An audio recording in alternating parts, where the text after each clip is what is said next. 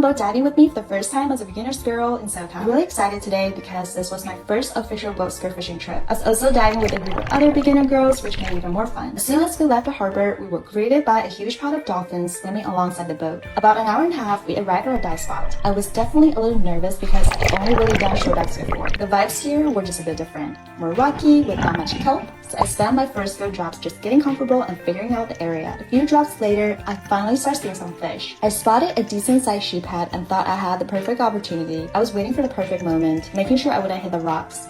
Everything lined up perfectly, and I completely missed. Looking back, I probably should have been more patient and waited longer. After reloading, I dropped back down and almost immediately saw an opalite swimming toward me. This time, I took my chance and finally landed my first fish of the day. It wasn't the biggest fish, but honestly, there wasn't much activity at the spot. I was happy to take the win. I cleaned the fish, and then we started heading to our second spot. There was way more kelp, and it was definitely deeper than the first spot. I started seeing more life down here, but nothing that was quite big enough for me to take. I saw a few calicos, but they were all short, so I let them go. One of my drops, I noticed something weird on the bottom. As I got closer, I realized it was a giant spider crab. I've seen spider crabs before, but never one this big. Of course, I tried to grab it, and this guy started fighting back. I had no idea how to hold him without getting pinched, so I was basically trying to keep him under control without getting snapped. I didn't even bring a catch bag, so I had to call my buddy over and ask if she could carry it for me. On one of my last drops, I tucked myself into the kelp and waited. Nothing seemed to be happening. Then I looked up and saw a calico swim right over my head. By the time I was ready, it was already gone.